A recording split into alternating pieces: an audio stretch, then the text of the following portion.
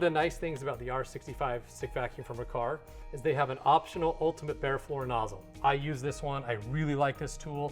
A lot of stick vacuums tend to just push bigger, larger debris. So we're gonna use some Fruit Loops here. We're gonna just kind of go forward, go on full power.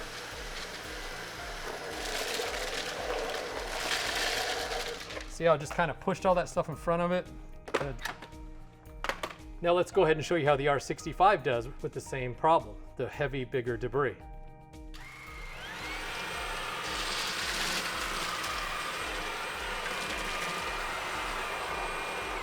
I think it likes them. Actually did very good. That's one of the reasons I like this particular nozzle, in addition to the fact that it's great on bare floors. It doesn't get hair wrapped around it like a lot of other nozzles do. It's a fantastic bare floor nozzle and it handles larger debris. Happy vacuuming.